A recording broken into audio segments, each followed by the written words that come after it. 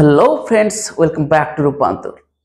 এটি আয়নীয় ও সমযোজী বন্ধন চ্যাপ্টারের সেকেন্ড ভিডিও। আজকের এই ভিডিওতে আমরা বেশ কিছু তড়িৎযোজী যৌগের গঠন নিয়ে আলোচনা করব। ঠিক এর আগের ভিডিওটাতেই আমরা আয়নীয় ও সমযোজী বন্ধন চ্যাপ্টারটা শুরু করেছিলাম এবং এই চ্যাপ্টারের বেশ কিছু গুরুত্বপূর্ণ বিষয় নিয়ে আলোচনা করেছিলাম। তো আজকে আমরা সরাসরি কিছু তড়িৎযোজী যৌগের গঠন নিয়ে আলোচনা করব, যেমন sodium chloride, sodium fluoride, potassium chloride, magnesium chloride, calcium oxide, lithium hydride. এই সমস্ত তড়িৎযোজী যৌগগুলোর গঠন নিয়ে আলোচনা করব। তো চলো শুরু করি। দেখো, প্রথমেই আমরা সোডিয়াম ক্লোরাইড যৌগটির গঠন ব্যাখ্যা করব। হেডিং করেছি সোডিয়াম ক্লোরাইড যৌগ গঠনের ব্যাখ্যা। তো এর আগের ভিডিওটা যারা দেখেছো তারা হয়তো বুঝতে পেরেছো যে তড়িৎযোজী যৌগগুলো কিভাবে গঠিত হয়। তা আমি একটা 10 সেকেন্ডের মধ্যে বলছি যে তড়িৎযোজী যৌগগুলোর মূল বৈশিষ্ট্য হচ্ছে যে একটা পরমাণু এক বা একাধিক ইলেকট্রন বর্জন করে ক্যাটায়নে পরিণত হবে এবং অন্য আর একটা পরমাণু এক বা একাধিক ইলেকট্রন গ্রহণ করে অ্যানায়নে পরিণত হবে। এই ক্যাটায়ন বা ধনাত্মক আধান এবং অ্যানায়ন বা ঋণাত্মক আধান গুলো পরস্পর স্থির তড়িৎ আকর্ষণ বলের সাহায্যে যুক্ত হয়ে তড়িৎযোজী যৌগগুলো গঠন করে। ঠিক আছে, তো সোডিয়াম ক্লোরাইডের ক্ষেত্রে কে আছে? সোডিয়াম পরমাণু আছে আর ক্লোরিন পরমাণু আছে। তো সোডিয়ামের পরমাণু ক্রমাঙ্ক কত? 11। তাহলে ইলেকট্রন বিন্যাস কত? 2, 8, 1। এটা আমি দেখো এইখানে চিত্রের সাহায্যেও দেখিয়েছি। প্রথম কক্ষপথে 2টো ইলেকট্রন আছে, তারপরে কক্ষপথে 8টা ইলেকট্রন আছে এবং এই বাইরের কক্ষপথটাতে কটা? 1টা ইলেকট্রন আছে। ঠিক আছে, ক্লোরিনের পরমাণু ক্রমাঙ্ক কত হয়? 17। তাহলে ইলেকট্রন বিন্যাস কত হয়? 2, 8, 7। সেটাও আমি চিত্রে দেখিয়েছি। প্রথম কক্ষপথে 2টো ইলেকট্রন, তারপরে 8টা, তারপরে 7টা। এখন যে কোনো মৌল তার সর্বশেষ কক্ষপথে 8টি ইলেকট্রন রেখে নিকটতম নিষ্ক্রিয় গ্যাসের সুস্থিত ইলেকট্রন বিন্যাস লাভের প্রবণতা দেখায়। এটাকে অস্টক সূত্র বলা হয়, যেটা আমরা আগের ভিডিওতে আলোচনা করেছি। তাহলে যে কোনো মৌল কি চাইছে? তার সর্বশেষ কক্ষপথে 8টা ইলেকট্রন রেখে নিকটতম নিষ্ক্রিয় গ্যাসের মতো স্টেবিলিটি অর্জন করতে চাইছে। ঠিক আছে, তাহলে দেখো তো এইখানে যে সোডিয়াম পরমাণুটা আছে তার সর্বশেষ কক্ষপথে কটা ইলেকট্রন আছে? 1টা। আর এইখানে ক্লোরিনের সর্বশেষ কক্ষপথে কটা আছে? 7টা। তাহলে ক্লোরিনের কটা ইলেকট্রন দরকার? 1টা যদি ইলেকট্রন ক্লোরিন পেয়ে যায় তাহলে ক্লোরিনের সর্বশেষ কক্ষপথে ইলেকট্রন সংখ্যা হয়ে যাবে 8টা। তাহলে এখানে কি ঘটনাটা ঘটছে? সোডিয়াম পরমাণু এই বাইরের কক্ষের ইলেকট্রনটাকে বর্জন করে সোডিয়াম প্লাস আয়ন গঠন করছে এবং যে ইলেকট্রনটা সোডিয়াম পরমাণু বর্জন করছে সেই ইলেকট্রনটাকে ক্লোরিন পরমাণু গ্রহণ করে তার সর্বশেষ কক্ষপথে বসিয়ে দিচ্ছে, দিয়ে ক্লোরিন পরমাণু নেগেটিভ আয়ন বা অ্যানায়নে পরিণত হচ্ছে। এই সোডিয়াম প্লাস আয়ন এবং ক্লোরিন মাইনাস আয়ন পরস্পর স্থির তড়িৎ আকর্ষণ বলের সাহায্যে যুক্ত হয়ে সোডিয়াম ক্লোরাইড যৌগটা গঠন করছে। তাহলে এখানে কি ঘটনা ঘটছে? এর বাইরের কক্ষপথের ইলেকট্রনটা দেখো এইখান থেকে এইরকম যেন এসে এইখানে বসে যাচ্ছে। ফলে কি হচ্ছে? সোডিয়াম প্লাস আয়ন, দেখো এখানে আমি দেখেছি সোডিয়াম প্লাস ক্লোরিন, ইলেকট্রন বিন্যাসটাও নিচে দেখিয়েছি। তারপরে দেখো একটা তীর চিহ্ন দিয়ে দেখিয়েছি যে সোডিয়াম যখন একটা ইলেকট্রন বর্জন করে দিল তখন কি হয়ে গেল? সোডিয়াম প্লাস আয়ন গঠন করলো। দেখো উপরে প্লাস আয়নের চিহ্ন দিয়েছি, সোডিয়াম প্লাস আয়ন। এবং এই ইলেকট্রনটা যখন ক্লোরিন গ্রহণ করে তার সর্বশেষ কক্ষপথে বসালো তখন ক্লোরিন কি হয়ে গেল? ক্লোরিন মাইনাস আয়ন বা অ্যানায়ন গঠন করলো। এখন এই সোডিয়াম প্লাস আয়ন এবং ক্লোরিন মাইনাস আয়ন কি করলো? স্থির তড়িৎ আকর্ষণ বলের সাহায্যে যুক্ত হয়ে সোডিয়াম ক্লোরাইড যৌগটা গঠন করলো। এই তীর চিহ্ন। তাহলে এইটা প্রথমে আমরা লিখবো। যখনই বলবে যে সোডিয়াম ক্লোরাইড যৌগ গঠনের ব্যাখ্যা করো তখন প্রথমে আমরা এই চিত্রটা না দিলেও হবে, চিত্রটা আমি বোঝানোর জন্য দিয়েছি। তোমরা কি করবে? সোডিয়াম প্লাস ক্লোরিন, নিচে ইলেকট্রন বিন্যাসটা দেবে, তারপরে একটা তীর চিহ্ন দিয়ে কি যখন সোডিয়াম একটা ইলেকট্রন বর্জন করে দিল তখন কি হয়ে গেল? সোডিয়ামের ইলেকট্রন বিন্যাস হয়ে গেল 2,8 এবং এটা সোডিয়াম প্লাস আয়নে পরিণত হলো। এবং যখন ওই ইলেকট্রনটা ক্লোরিন গ্রহণ করে নিল তখন ক্লোরিন Cl মাইনাস আয়ন উৎপন্ন করলো, তখন ইলেকট্রন বিন্যাস কত হয়ে গেল 2,8,8। তার কারণ 7টা ছিল আর একটা গ্রহণ করে নিল, তাহলে 7 প্লাস 1 দিয়ে 8 হয়ে গেল। বোঝা গেল? এই হলো। তারপরে সোডিয়াম প্লাস আয়ন এবং ক্লোরিন মাইনাস আয়ন পরস্পর যুক্ত হয়ে সোডিয়াম ক্লোরাইড যৌগটা গঠন করলো। এবার আমি ভাষাটা বলছি, দেখো খেয়াল করো যে সোডিয়াম ক্লোরাইড যৌগ গঠন কালে, দেখো মুখস্থ করার কোনো দরকার নেই, আমি এখানে যেটা বললাম সেটাই। সোডিয়াম ক্লোরাইড যৌগ গঠনকালে সোডিয়াম পরমাণু তার সর্বশেষ কক্ষপথের ইলেকট্রনটি বর্জন করে সোডিয়াম প্লাস আয়নে পরিণত হয়। হলো, সোডিয়ামের গল্প শেষ। অপরপক্ষে ক্লোরিন পরমাণু ওই বর্জিত ইলেকট্রনটি সর্বশেষ কক্ষপথে গ্রহণ করে Cl মাইনাস আয়নে পরিণত হয়। এই সোডিয়াম প্লাস আয়ন মানে Na পজিটিভ এবং ক্লোরিন মাইনাস আয়ন অর্থাৎ Cl নেগেটিভ আয়ন দুটি স্থির তড়িৎ আকর্ষণ বলের দ্বারা পরস্পর যুক্ত হয়ে সোডিয়াম ক্লোরাইড যৌগ গঠন করে। এই গেল সোডিয়াম ক্লোরাইড যৌগ গঠনের ব্যাখ্যা। দেখো লিখেছি, সোডিয়াম ক্লোরাইড যৌগ গঠন কালে সোডিয়াম পরমাণু তার সর্ববহিস্থ কক্ষের ইলেকট্রনটি বর্জন করে Na প্লাস বা Na পজিটিভ আয়নে পরিণত হয় এবং নিয়নের সুস্থিত ইলেকট্রন বিন্যাস লাভ করে। মানে 2,8 এটা হচ্ছে নিয়নের ইলেকট্রন বিন্যাস, এবং নিয়ন হচ্ছে একটা নিষ্ক্রিয় মৌল, সে খুব সুস্থিত বা স্টেবল। বোঝা গেল? ওটাই লিখেছি। অপরপক্ষে ক্লোরিন পরমাণু ওই বর্জিত ইলেকট্রনটি সর্ববহিস্থ কক্ষে গ্রহণ করে ক্লোরিন মাইনাস আয়নে পরিণত হয়। তাহলে দেখো, প্রথমে সোডিয়ামের ব্যাপারে ডেল লাইন লিখলাম, তারপরে ক্লোরিনের ব্যাপারে ডেল লাইন লিখলাম, 3 লাইন হয়েছে। তারপরে কি লিখছি দেখো, এই সোডিয়াম প্লাস আয়ন এবং ক্লোরিন মাইনাস আয়ন দুটি স্থির তড়িৎ আকর্ষণ বলের দ্বারা যুক্ত হয়ে সোডিয়াম ক্লোরাইড যৌগ গঠন করে। হয়ে গেল। এটা মাধ্যমিকে অনেকবার পড়েছে এবং এই প্রশ্নটাতে প্রায় 2 থেকে 2.5 নাম্বার থাকে। ঠিক আছে, তাহলে দেখো বেশি কিছু নাই, প্রথমে এইটা দিয়ে দেবে সোডিয়াম প্লাস ক্লোরিন আয়ন দেখিয়ে দেবে, দিয়ে তারা স্থির তড়িৎ আকর্ষণ বলের সাহায্যে যুক্ত হয়ে সোডিয়াম ক্লোরাইড। আর গল্প হয়ে গেল এইটা। প্রথমে সোডিয়ামের গল্প, যে সোডিয়াম পরমাণু তার সর্ববহিস্থ কক্ষের ইলেকট্রনটি বর্জন করে সোডিয়াম প্লাস আয়নে পরিণত হয়। অপরপক্ষে ক্লোরিন পরমাণু ওই বর্জিত ইলেকট্রনটি সর্ববহিস্থ কক্ষে গ্রহণ করে ক্লোরিন মাইনাস আয়নে পরিণত হয়। এই সোডিয়াম প্লাস আয়ন এবং ক্লোরিন মাইনাস আয়ন দুটি স্থির তড়িৎ আকর্ষণ বলের দ্বারা যুক্ত হয়ে সোডিয়াম ক্লোরাইড যৌগটি গঠন করে। হয়ে গেল। মুখস্থ করার কোনো দরকার নেই।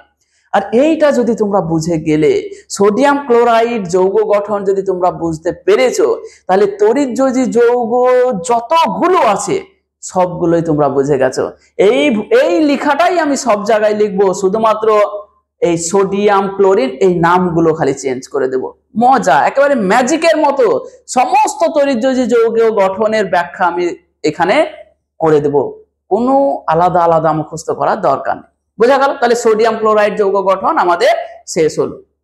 এইখানে এই সোডিয়াম ক্লোরাইড যৌগ সম্পর্কিত বেশ কিছু ছোট ছোট প্রশ্ন মাধ্যমিকে আসে এবং তার সাথে বিভিন্ন ধরনের প্রতিযোগিতামূলক পরীক্ষাগুলোতেও কিন্তু সোডিয়াম ক্লোরাইড যৌগ থেকে কিছু ছোট ছোট প্রশ্ন আসে। সেই প্রশ্নগুলো নিয়ে আমি আলোচনা করতে চলেছি। ঠিক আছে, তাহলে এইখানে বলে তো যে সোডিয়াম পরমাণুটি কটা ইলেকট্রন বর্জন করলো?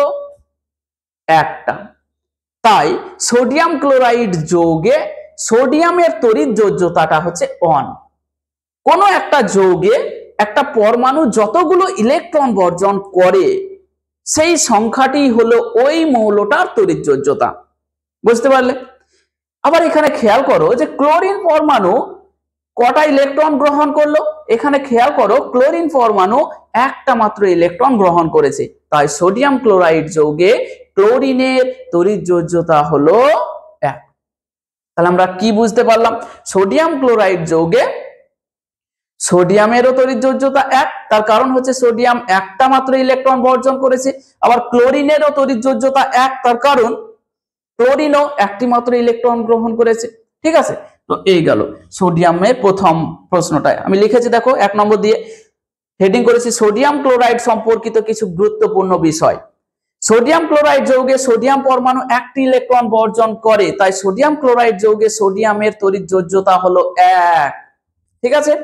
এবং ক্লোরিন পরমাণু একটি ইলেকট্রন গ্রহণ করে, তাই সোডিয়াম ক্লোরাইড যৌগে ক্লোরিন এর তড়িৎযোজ্যতা হলো 1। 1 নম্বর পয়েন্ট চলে গেল। 2 নম্বর পয়েন্ট নিয়ে আলোচনা করবো এবার আমরা। খুব গুরুত্বপূর্ণ কিন্তু এই পয়েন্টগুলো মাথায় রাখবে, এমসিকিউ আসতে পারে বা 1 নম্বরের শর্ট প্রশ্ন আসতে পারে এগুলো। 2 নম্বর হচ্ছে 2 নম্বর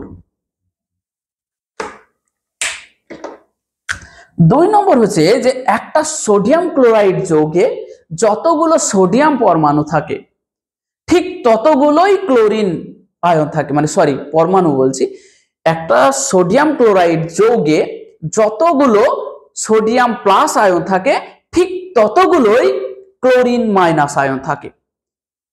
ফলে এই যতগুলো plus ion sodium plus ion ততগুলোই ক্লোরিন মাইনাস আয়ন, তাই মোট আয়ন শূন্য হয়ে যায়। সোডিয়াম ক্লোরাইড যৌগের মোট তড়িৎ আধান কত? 0। তার কারণ যতগুলো সোডিয়াম প্লাস আয়ন থাকে ঠিক ততগুলোই ক্লোরিন মাইনাস আয়ন থাকে। ফলে এদেরকে যদি যোগ করা হয় তাহলে প্লাস আর মাইনাস করে কি হয়ে যায়? 0 হয়ে যায়। ঠিক আছে, তো এটাই লিখবো যে সোডিয়াম ক্লোরাইড যৌগে যতগুলো সোডিয়াম প্লাস আয়ন থাকে ঠিক ততগুলোই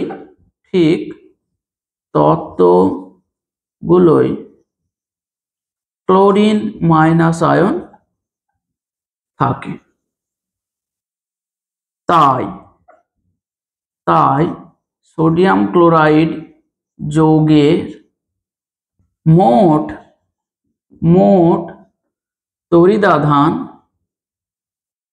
0 হয়। তাহলে বলো তো সোডিয়াম ক্লোরাইড যৌগটি ধনাত্মক আধান যুক্ত নাকি ঋণাত্মক আধান যুক্ত নাকি নিস্তড়িত? দেখো এখানে সোডিয়াম প্লাস আয়নও থাকছে, ক্লোরিন মাইনাস আয়নও থাকছে, এবং প্লাস আয়ন এবং মাইনাস আয়ন এরা পরস্পর যোগ করে একে অপরকে প্রতিমিত করে দেয়। তাই সোডিয়াম ক্লোরাইড যৌগের মোট তড়িৎ আধান কি হয়ে যায়? 0 হয়ে যায়। ঠিক আছে, তাহলে সোডিয়াম ক্লোরাইড যৌগটা অ্যাকচুয়ালি নিস্তড়িত। ঠিক আছে, যে কোনো তড়িৎযোজী যৌগের কেলাস নিস্তড়িত হয়, তার কারণ সেখানে যতগুলো ধনাত্মক আধান থাকে ঠিক ততগুলোই ঋণাত্মক আধান থাকে। ফলে ধনাত্মক আধান এবং ঋণাত্মক আধানগুলো পরস্পরকে প্রতিমিত করে মোট আধান বা নেট চার্জ 0 হয়ে যায়। বোঝা গেল? এটা 2 নম্বর পয়েন্ট গেল। 3 নম্বর পয়েন্ট দেখো, খুব ইম্পর্টেন্ট এইখানে 3 নম্বর পয়েন্ট। এখানে ভালো করে বুঝো, একটা সোডিয়াম প্লাস আয়ন, এটা হচ্ছে একটা সোডিয়াম প্লাস আয়ন, এই সোডিয়াম প্লাস আয়নকে 6খানা ক্লোরিন মাইনাস আয়ন দ্বারা পরিবেষ্টিত থাকে। একটা সোডিয়াম প্লাস আয়ন মোট 6খানা ক্লোরিন মাইনাস আয়ন দ্বারা পরিবেষ্টিত থাকে। এইদিকে একটা, এদিকে একটা, এদিকে একটা, এদিকে একটা ভেতরের দিকে, একটা বাইরের দিকে। তাহলে মোট কয়টা হলো? 6টা। তাহলে একটা সোডিয়াম প্লাস আয়ন মোট 6টি ক্লোরিন মাইনাস আয়ন দ্বারা পরিবেষ্টিত থাকে। বলতে পারবো আমরা? তাহলে বলে দিই যে একটি সোডিয়াম প্লাস আয়ন মোট 6টি ক্লোরিন মাইনাস আয়ন দ্বারা পরিবেষ্টিত থাকে। এখানে তাহলে ছবিটা আরেকটা কি হবে? একটা আছে এইরকম ভাবে ক্লোরিন মাইনাস আয়ন, একটা আছে এইরকম ভাবে। তাহলে মোট এইভাবে 6টা, মানে একটা উপরে একটা নিচে, একটা এই পাশে একটা এই পাশে, আর একটা হচ্ছে ভেতর দিকে, একটা হচ্ছে বাহির দিকে, দিয়ে মোট 6টা ক্লোরিন আয়ন ওই সোডিয়াম প্লাস আয়নটাকে ঘিরে থাকে। বিপরীত ঘটনাটাও সত্য, যে একটা ক্লোরিন মাইনাস আয়ন মোট 6খানা সোডিয়াম প্লাস আয়ন দ্বারা পরিবেষ্টিত থাকে। তাহলে থাকে এবং একটি ক্লোরিন মাইনাস আয়ন মোট ছয়টি, মোট 6টি সোডিয়াম প্লাস আয়ন দ্বারা পরিবেষ্টিত থাকে। বোঝা গেল? এই হলো 3টে পয়েন্ট। আর একটা খুব গুরুত্বপূর্ণ পয়েন্ট আছে,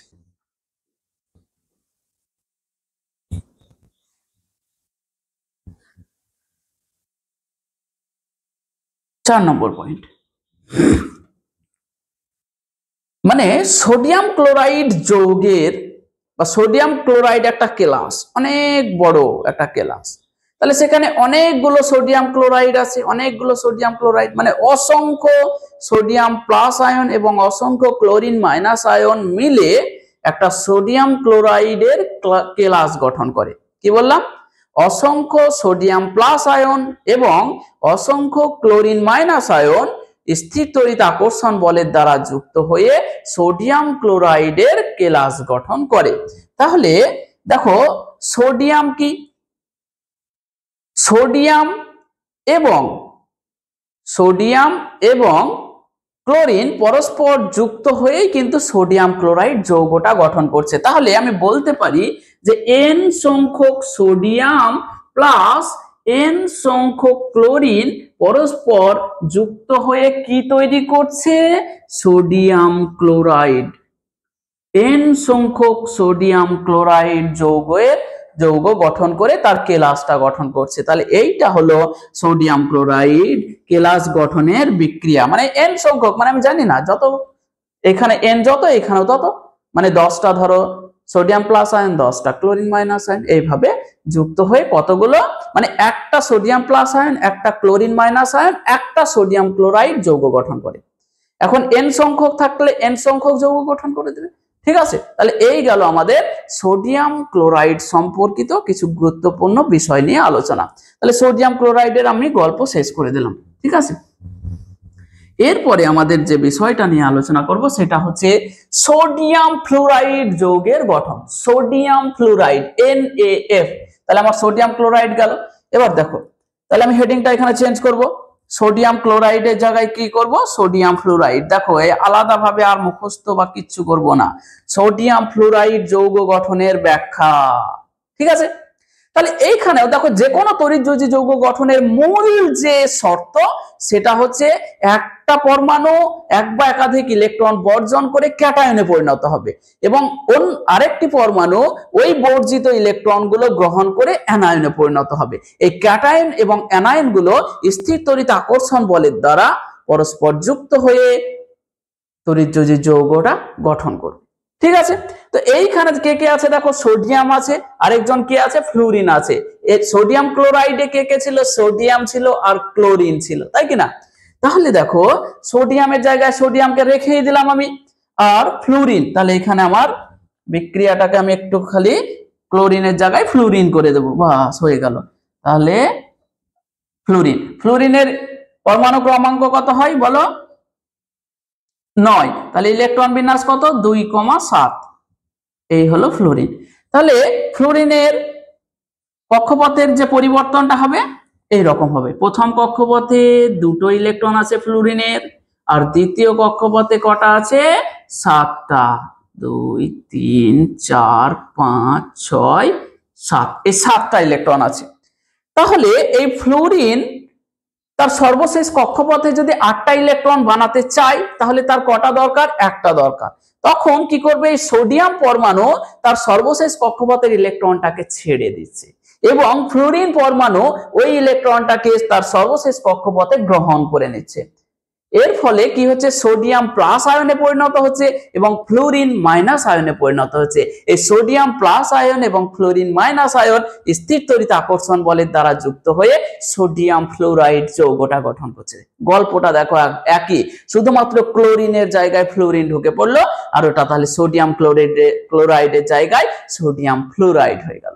তাহলে এইখানে আমার এই বাইরের ইলেকট্রনটা এই জায়গাতে চলে এলো, এই জায়গাটাতে চলে এলো।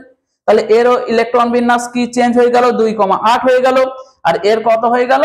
2,8। তার কারণ 2,7 ছিল, একটা পেয়ে গেল, তাহলে 2,8 হয়ে গেল। তাহলে এবার ভাষা, তাহলে এটা কি হয়ে গেল? Sodium fluoride. এটা সোডিয়াম ফ্লোরিন, লিখো তোমরা নোট করো, তাহলে এটা হয়ে গেল সোডিয়াম ফ্লোরাইড। তাহলে ভাষাটা দেখো একটাও মুখস্থ করব না, বলবো সোডিয়াম ফ্লোরাইড যৌগ গঠনকালে সোডিয়াম পরমাণু তার সর্বশেষ কক্ষপথের ইলেকট্রনটি বর্জন করে সোডিয়াম প্লাস আয়নে পরিণত হয়। সোডিয়ামের গল্প শেষ। তারপরে বলবো কার কথা? ফ্লোরিনের। অপরপক্ষে ফ্লোরিন পরমাণু ওই বর্জিত ইলেকট্রনটি সর্বশেষ কক্ষপথে গ্রহণ করে ফ্লোরিন মাইনাস আয়নে পরিণত হয়। ফ্লোরিনের গল্প শেষ।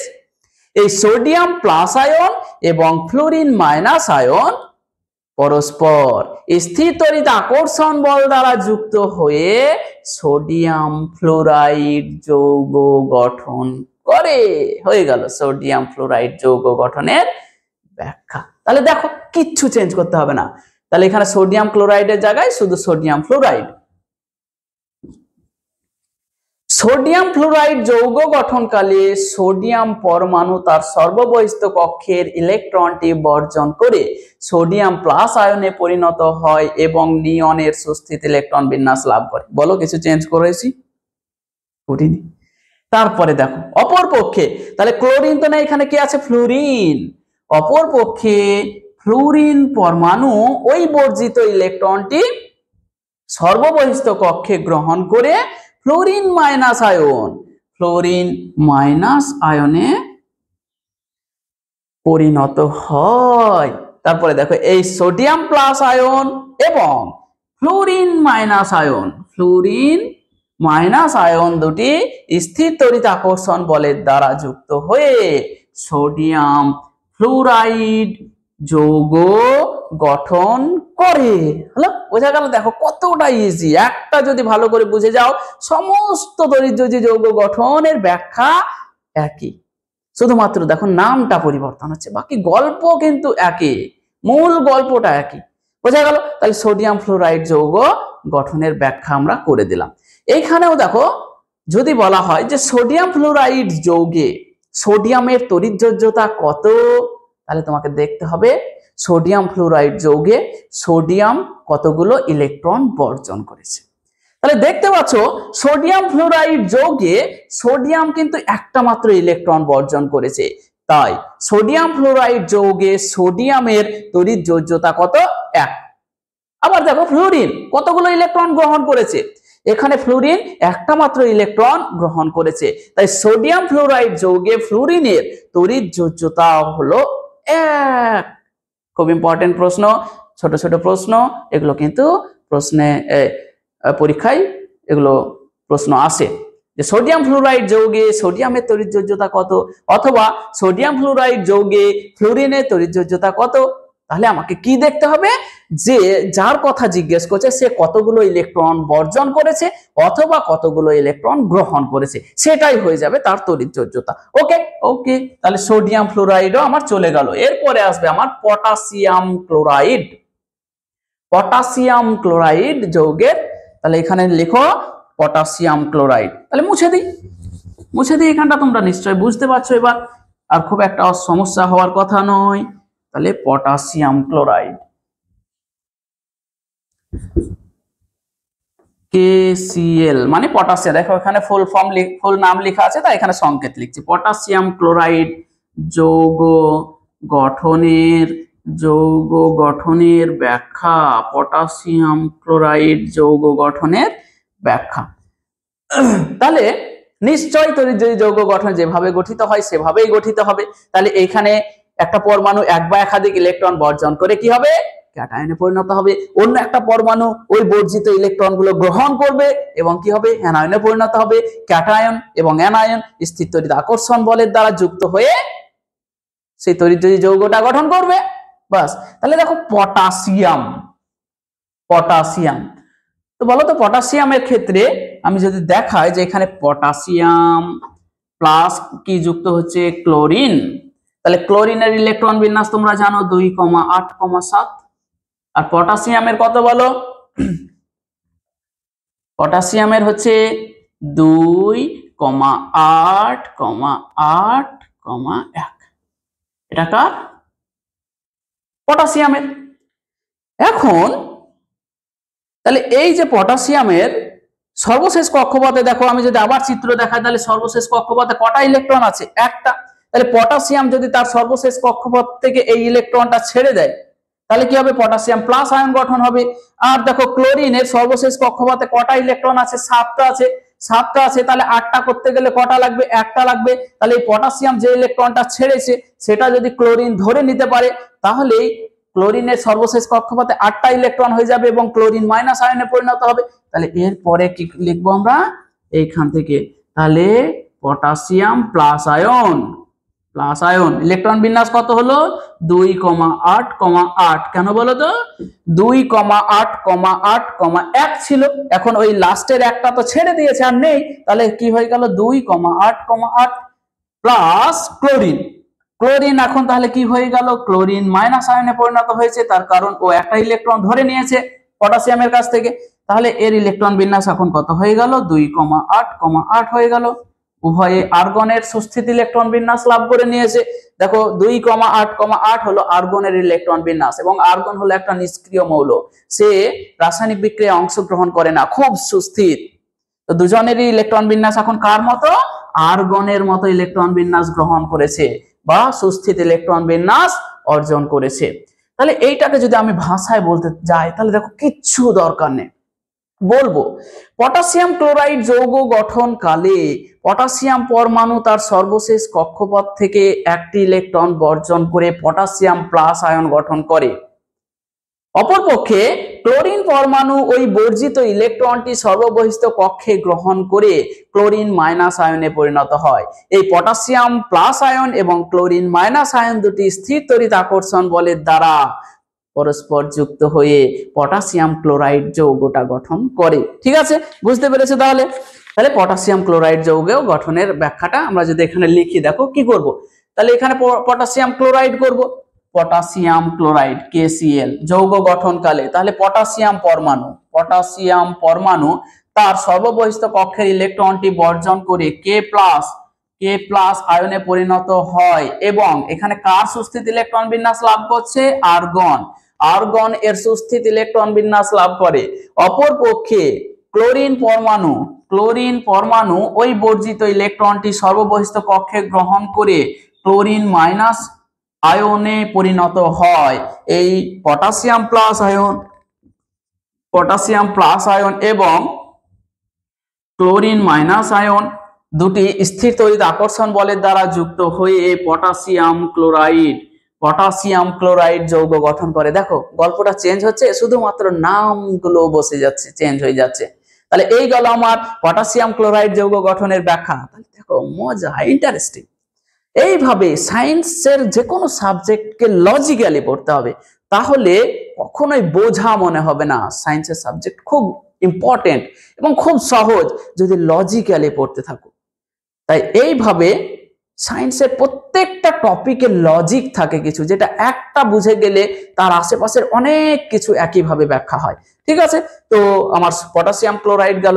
এখান থেকেও দেখো, যদি তোমাকে বলা হয় যে পটাশিয়াম ক্লোরাইড যৌগে পটাশিয়ামের তড়িৎযোজ্যতা কত, তাহলে দেখো পটাশিয়াম ক্লোরাইড যৌগে পটাশিয়াম কটা ইলেকট্রন বর্জন করেছে? একটা ইলেকট্রন বর্জন করেছে। তাই পটাশিয়াম ক্লোরাইড যৌগে পটাশিয়ামের তড়িৎযোজ্যতা হলো 1। আবার যদি বলে যে পটাশিয়াম ক্লোরাইড যৌগে ক্লোরিনের তড়িৎযোজ্যতা কত, তাহলে খেয়াল করো পটাশিয়াম ক্লোরাইড যৌগে ক্লোরিন কতগুলো ইলেকট্রন গ্রহণ করেছে? একটা। তাই পটাশিয়াম ক্লোরাইড যৌগে ক্লোরিনেরও তড়িৎযোজ্যতা হলো 1। ঠিক আছে, এগুলো তোমরা মনে রাখবে। শুধু খেয়াল করবে যে পরমাণুটা কতগুলো ইলেকট্রন বর্জন করেছে অথবা কতগুলো ইলেকট্রন গ্রহণ করেছে। ওকে, তাহলে এই গেল আমার পটাশিয়াম ক্লোরাইড যৌগ গঠনের ব্যাখ্যা। এরপরে কাকে নেব বলো? তোমরা সবই পারবে। এবার একই গল্প নিজেরা ট্রাই করো, ভিডিওকে পজ করো, নিজে ভাবো, তারপরে ভিডিও দেখে মিলিয়ে নাও তোমাদের চিন্তা ভাবনা ঠিক হচ্ছে নাকি কোথাও ভুল হচ্ছে। যদি কোথাও ভুল হচ্ছে সেটাকে মার্ক করো। ঠিক আছে, তাহলে পটাশিয়াম ক্লোরাইড গেল। এবার হচ্ছে লিথিয়াম হাইড্রাইড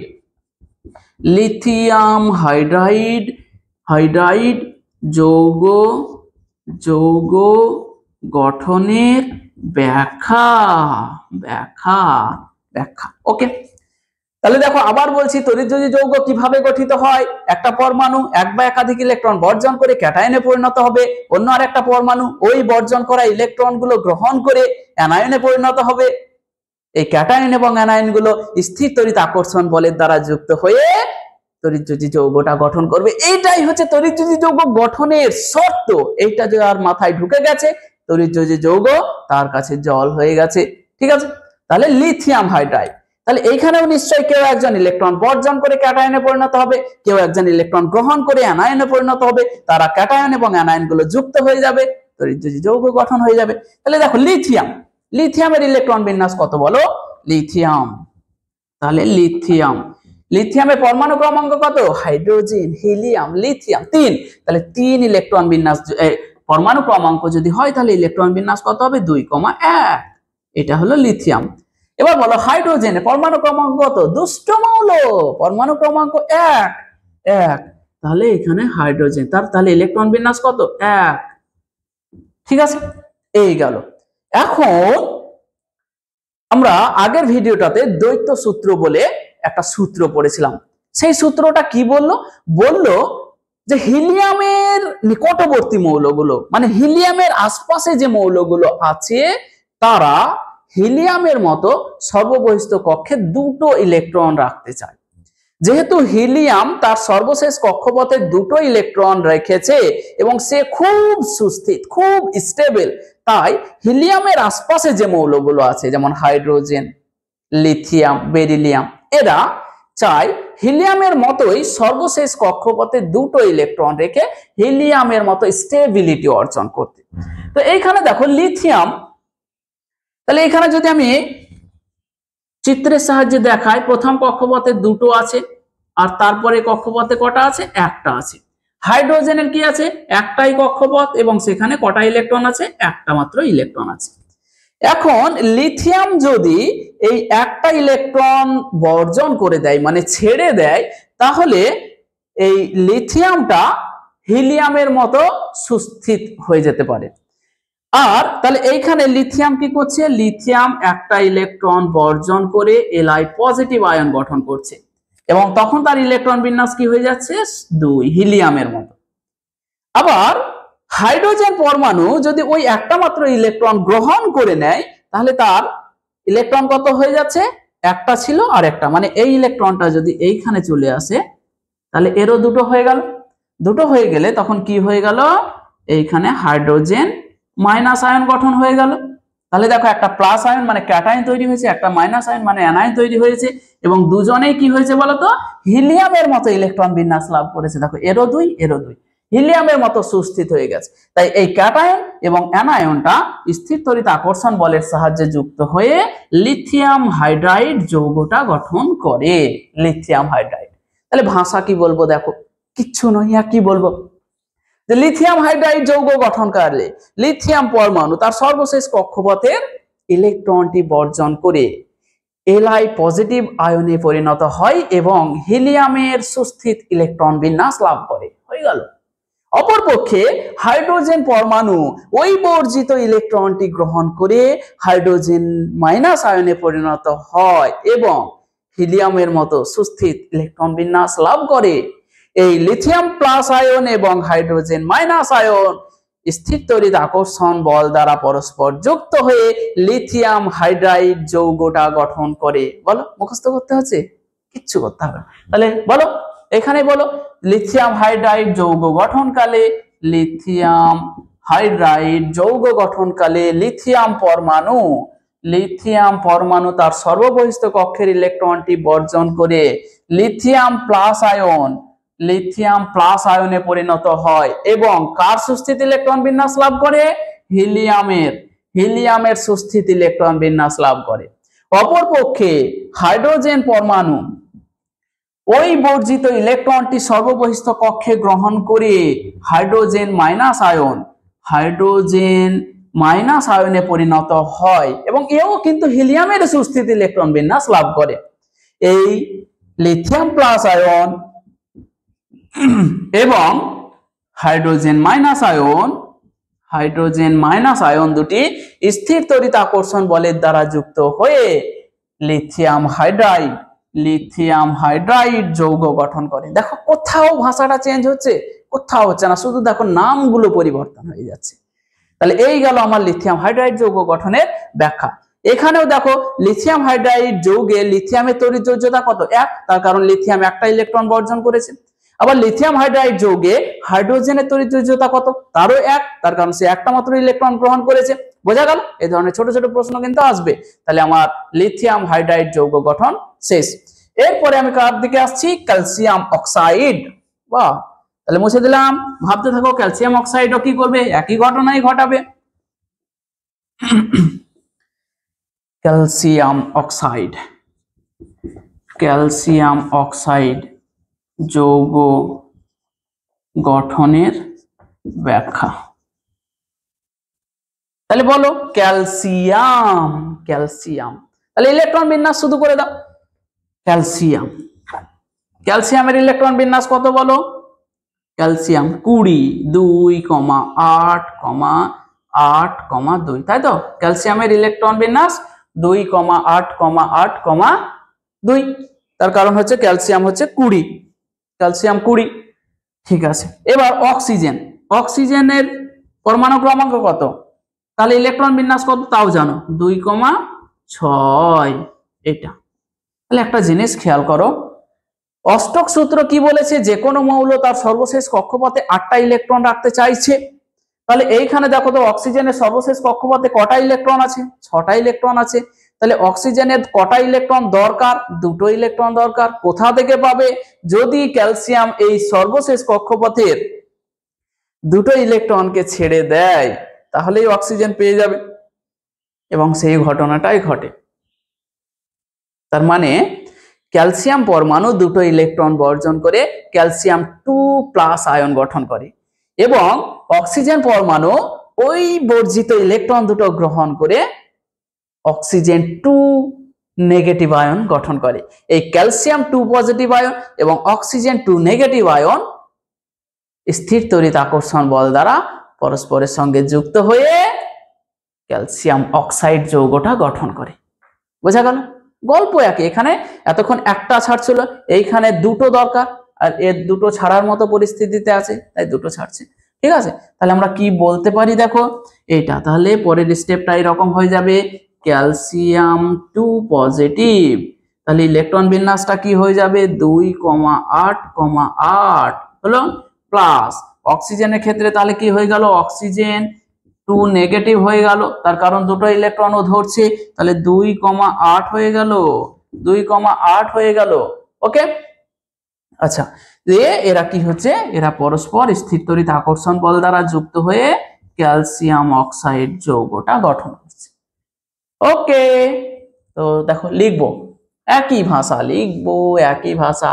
ক্যালসিয়াম অক্সাইড যৌগ গঠনকালে ক্যালসিয়াম পরমাণু, ক্যালসিয়াম পরমাণু তার সর্ববহিস্থ কক্ষের ইলেকট্রন 2টি, ইলেকট্রন 2টি, দেখো এখানে 2টো ইলেকট্রন ছেড়েছে, তাই দেখো এতক্ষণ ইলেকট্রনটি ইলেকট্রনটি ইলেকট্রনটি বলছিলাম, এখন ইলেকট্রন 2টি বর্জন করে ক্যালসিয়াম 2+ আয়ন, ক্যালসিয়াম 2+ আয়নে পরিণত হয় এবং কি করে? আর্গনের সুস্থিত ইলেকট্রন বিন্যাস লাভ করে। আর্গন, তার কারণ দেখো 2,8,8 এটা হচ্ছে আর্গনের ইলেকট্রন বিন্যাস, এবং আর্গন খুব সুস্থিত, তাই লিখেছি ক্যালসিয়াম 2+ আয়নে পরিণত হয় এবং আর্গনের সুস্থিত ইলেকট্রন বিন্যাস লাভ করে। অপর পক্ষে কে ধরছে? দেখো অক্সিজেন পরমাণু ওই বর্জিত ইলেকট্রন 2টি, কারণ এর 2টোই ধরছে, ওই বর্জিত ইলেকট্রন 2টি সর্ববহিস্থ কক্ষে গ্রহণ করে অক্সিজেন 2 নেগেটিভ আয়নে পরিণত হয়। এই ক্যালসিয়াম 2+ আয়ন, ক্যালসিয়াম 2+ আয়ন এবং অক্সিজেন 2- আয়ন দুটি স্থির তড়িৎ আকর্ষণ বলের দ্বারা যুক্ত হয়ে ক্যালসিয়াম অক্সাইড যৌগ গঠন করে। দেখো একবার আমি ভাষা কোথাও পরিবর্তন করেছি, শুধু নামগুলো পরিবর্তন করেছি। এটাই হচ্ছে সায়েন্স পড়ার লজিক, এইভাবেই সায়েন্সের সাবজেক্ট পড়তে হয়। বোঝা গেল? তাহলে এই গেল আমার ক্যালসিয়াম অক্সাইড যৌগ গঠনের ব্যাখ্যা। আবার বলছি দেখো, ক্যালসিয়াম অক্সাইড যৌগ গঠনকালে ক্যালসিয়াম পরমাণুটি তার সর্ববহিস্থ কক্ষের ইলেকট্রন দুটি বর্জন করে ক্যালসিয়াম 2+ আয়নে পরিণত হয় এবং আর্গনের সুস্থিত ইলেকট্রন বিন্যাস লাভ করে। অপরপক্ষে অক্সিজেন পরমাণু ওই বর্জিত ইলেকট্রন দুটি গ্রহণ করে, মানে সর্ববহিস্থ কক্ষে গ্রহণ করে অক্সিজেন 2 নেগেটিভ আয়নে পরিণত হয়। ঠিক আছে, এই ক্যালসিয়াম 2+ আয়ন এবং অক্সিজেন 2- আয়ন দুটি স্থির তড়িৎ আকর্ষণ বলের দ্বারা পরস্পর যুক্ত হয়ে ক্যালসিয়াম অক্সাইড যৌগটি গঠন করে। এই গেল আমার ক্যালসিয়াম অক্সাইড যৌগ গঠনের ব্যাখ্যা। এইখানে একটা খুব গুরুত্বপূর্ণ প্রশ্ন আছে, ক্যালসিয়াম অক্সাইড যৌগে ক্যালসিয়ামের তড়িৎযোজ্যতা কত? বলতো, ক্যালসিয়াম অক্সাইড যৌগে ক্যালসিয়ামের তড়িৎযোজ্যতা কত? খেয়াল করো, এখানে দেখো ক্যালসিয়াম কটা ইলেকট্রন বর্জন করেছে? ক্যালসিয়াম 2টো ইলেকট্রন বর্জন করেছে। তাই ক্যালসিয়াম অক্সাইড যৌগে ক্যালসিয়ামের তড়িৎযোজ্যতা হলো 2।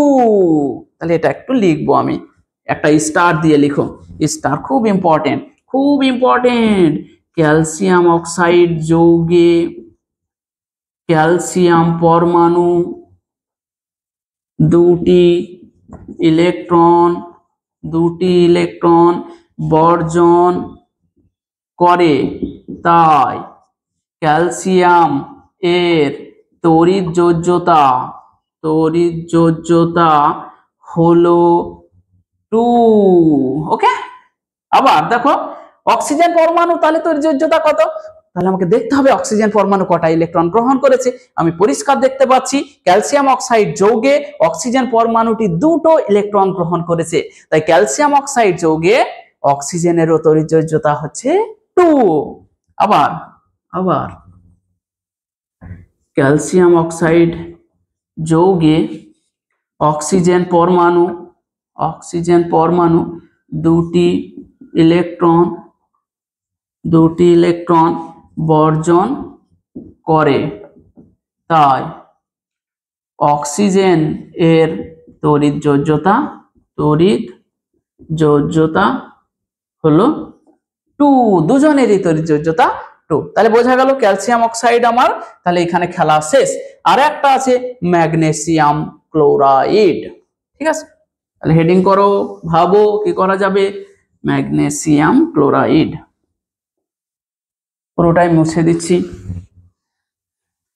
ভাবো, ভিডিওটাকে পজ করে অবশ্যই ভাবতে হবে, অবশ্যই পারবে। তারপরে যদি কোনো অসুবিধা হয় তখন তো অবশ্যই দেখবে, কিন্তু প্রথমে ভাবতে হবে, কারণ এতগুলো আমরা দেখলাম সবই মোটামুটি একই ধরনের।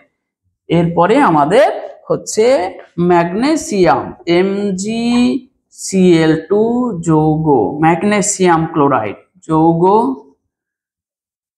গঠনের ব্যাখ্যা।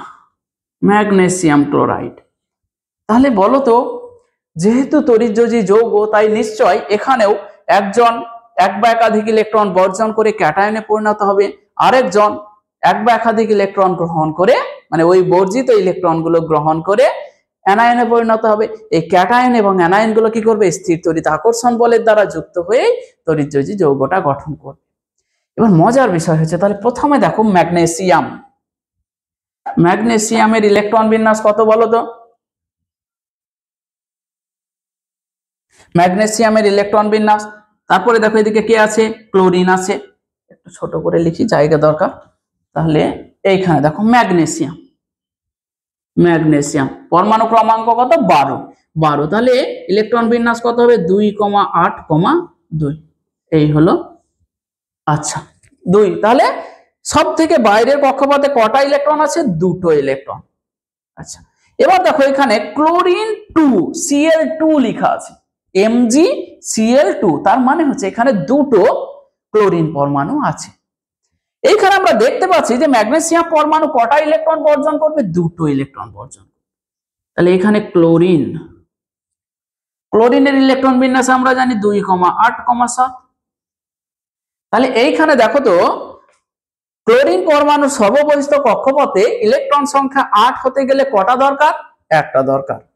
আর এইখানে ম্যাগনেসিয়াম পরমাণু সর্বশেষ কক্ষপথে কটা ইলেকট্রন আছে? দুটো, ছাড়বে দুটো, এর দরকার একটা। তাহলে এইখানে একটা ক্লোরিন পরমাণু বসলো, আর এইখানে কি হচ্ছে, যেহেতু ক্লোরিন দেখো দুটো আছে, তাহলে এইখানেও একটা ক্লোরিন আছে, তাহলে এইখানে কি হবে 2,8,7 হলো। তাহলে এখানে যদি আমি ইলেকট্রন গুলোকে দেখাই 2, 4, 6, 7, আর এর হচ্ছে মানে সর্বশেষ কক্ষপথের ইলেকট্রন দেখাচ্ছি 2, 4, 6, 7, আর এর সর্বশেষ কক্ষপথে কটা আছে? দুটো আছে। এখন দেখো এই দুটো ইলেকট্রন ম্যাগনেসিয়াম কি করবে? ছাড়বে। এই দিককার ক্লোরিন একটা নিতে পারবে, একটা নিয়ে নেবে, এই দিককার ক্লোরিন একটা নিতে পারবে, সেও একটা নিয়ে নেবে। তার মানে হয়ে গেল এই রকম একটা ইলেকট্রন এইখানে চলে আসলো, আর একটা ইলেকট্রন কি করলো? এইখানে চলে গেল, এইখানে চলে গেল। বোঝা গেল? তাহলে দেখো ম্যাগনেসিয়াম দুটো ইলেকট্রন ছেড়ে কি করলো? ম্যাগনেসিয়াম দুটো ইলেকট্রন ছেড়ে যেটা করলো সেটা হলো ম্যাগনেসিয়াম 2+ আয়ন গঠন করলো। তাহলে ইলেকট্রন বিন্যাস কত দাঁড়ালো? 2,8 দাঁড়ালো, হলো। আর এইখানে দুটো ক্লোরিন পরমাণু কি করলো?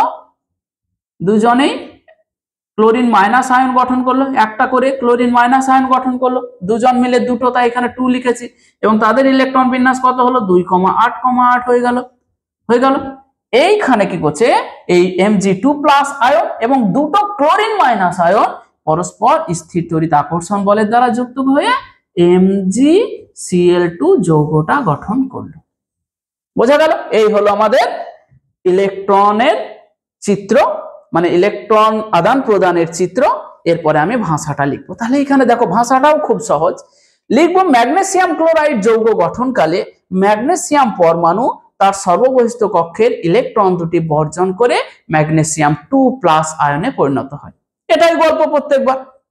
আচ্ছা, অপরপক্ষে দুটি ক্লোরিন পরমাণু, দেখো দুটি ক্লোরিন পরমাণুর প্রত্যেকে একটি করে ইলেকট্রন গ্রহণ করে ক্লোরিন মাইনাস আয়নে পরিণত হয়। এই Mg2+ আয়ন এবং দুটি ক্লোরিন মাইনাস আয়ন পরস্পর স্থির তড়িৎ আকর্ষণ বলের দ্বারা যুক্ত হয়ে MgCl2 যৌগটা গঠন করে। তাহলে আমি লিখছি, দেখো MgCl2 যৌগ গঠন কালে ম্যাগনেসিয়াম পরমাণু তার সর্ববহিস্থ কক্ষের ইলেকট্রন দুটি বর্জন করে Mg2+ আয়নে পরিণত হয়। এই গেল আমার ম্যাগনেসিয়ামের গল্প, ঠিক আছে। আচ্ছা, অপরপক্ষে দুটি ক্লোরিন পরমাণুর প্রত্যেকে একটি করে ইলেকট্রন গ্রহণ করে দুটি Cl- আয়নে পরিণত হয়। হলো, দুটি Cl- আয়নে পরিণত হয়, অবশ্যই, তার কারণ দুটো পরমাণু দুজনেই একটা করে গ্রহণ করলো, ইও Cl- আয়নে পরিণত হলো, ও Cl- আয়নে পরিণত হলো, তাহলে দুটো Cl- আয়ন পরিণত হলো। আচ্ছা, এইভাবে Mg2 পজিটিভ আয়ন এবং দুটি Cl- আয়ন পরস্পর স্থির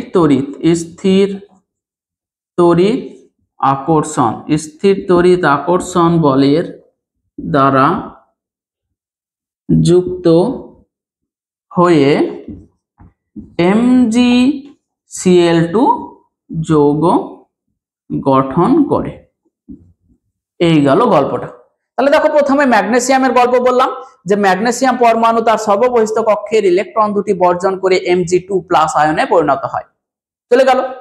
তারপরে কার কথা বললাম? ক্লোরিন পরমাণুর কথা বললাম, এবং এখানে দুটো ক্লোরিন পরমাণু আছে তাই দুজনেরই কথা বললাম, তাই লিখেছি। অপরপক্ষে দুটি ক্লোরিন পরমাণুর প্রত্যেকে একটি করে ইলেকট্রন গ্রহণ করে সর্বশেষ কক্ষপথে গ্রহণ করে, কথাটা ভালো, একটি করে ইলেকট্রন সর্ববহিস্থ কক্ষে গ্রহণ করে দুটি Cl- আয়নে পরিণত হয়। এইভাবে Mg2+ আয়ন এবং দুটি Cl- আয়ন পরস্পর স্থির তড়িৎ আকর্ষণ বলের দ্বারা যুক্ত হয়ে MgCl2 যৌগ গঠন করে। ক্লিয়ার? এই গেল আমার MgCl2 যৌগ গঠনেরও ব্যাখ্যা। তাহলে দেখতে পাচ্ছ এইখানে একটা গুরুত্বপূর্ণ প্রশ্ন কিন্তু আছে, একটা স্টার দাও। বলো তো ম্যাগনেসিয়াম ক্লোরাইড যৌগে ম্যাগনেসিয়াম পরমাণুর তড়িৎযোজ্যতা কত? আমরা দেখতে পাচ্ছি যে ম্যাগনেসিয়াম ক্লোরাইড যৌগে ম্যাগনেসিয়াম পরমাণু দুটো ইলেকট্রন বর্জন করেছে, তাই ম্যাগনেসিয়াম ক্লোরাইড যৌগে ম্যাগনেসিয়ামের তড়িৎযোজ্যতা হচ্ছে 2। লিখে ফেলো। ম্যাগনেসিয়াম ক্লোরাইড যৌগে ম্যাগনেসিয়াম পরমাণু দুটি ইলেকট্রন বর্জন করে, তাই ম্যাগনেসিয়াম ক্লোরাইড যৌগে ম্যাগনেসিয়াম এর তড়িৎযোজ্যতা হলো 2। এবার যদি তোমাকে প্রশ্ন করা হয় যে ম্যাগনেসিয়াম ক্লোরাইড যৌগে ক্লোরিনের তড়িৎযোজ্যতা কত, তাহলে কি বলবে? আমাকে দেখতে হবে একটা ক্লোরিন পরমাণু কটা ইলেকট্রন গ্রহণ করেছে। মাথায় রাখবে একটা পরমাণু যতগুলো ইলেকট্রন বর্জন করে অথবা যতগুলো ইলেকট্রন গ্রহণ করে সেটাই হলো ওই পরমাণুর বা ওই মৌলের তড়িৎযোজ্যতা। এইখানে দেখো একটা ম্যাগনেসিয়াম পরমাণু দুটো ইলেকট্রন বর্জন করেছে, তাই ম্যাগনেসিয়ামের তড়িৎযোজ্যতা হলো 2। কিন্তু একটা ক্লোরিন পরমাণু একটাই ইলেকট্রন গ্রহণ করেছে, দুটো ক্লোরিন পরমাণু দুটো ইলেকট্রন গ্রহণ করেছে। বুঝতে পারলে? তাহলে একটা ক্লোরিন পরমাণু কটা ইলেকট্রন গ্রহণ করেছে? একটা।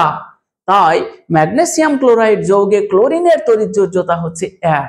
তাহলে খেয়াল করতে হবে যে একটা পরমাণু কতগুলো ইলেকট্রন বর্জন করছে অথবা কতগুলো ইলেকট্রন গ্রহণ করছে। ঠিক আছে? আবার আবার আবার একটি ক্লোরিন পরমাণু একটি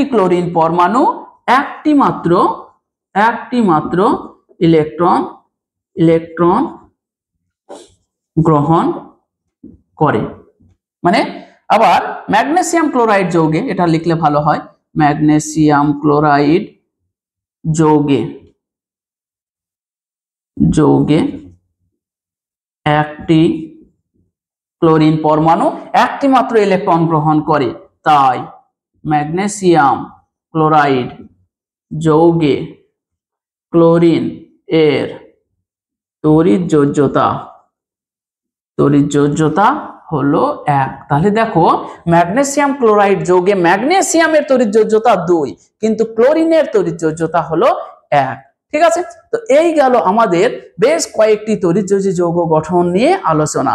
আরো বেশ কিছু তড়িৎযোজী যৌগ হতে পারে, সেগুলো তোমরা ট্রাই করো। যদি কোনো অসুবিধা থাকে তাহলে অবশ্যই কমেন্ট করে জানাও, আমরা সেগুলো অবশ্যই সমাধান করে দেব। আর এর পরের ভিডিওতেই আমরা সমযোজী যৌগ নিয়ে ইন্টারেস্টিং আলোচনা করেছি এবং সেখানে বেশ কিছু সমযোজী যৌগেরও গঠন আলোচনা করেছি এই লজিক দিয়ে। তো পরের ভিডিওটা আসতে চলেছে।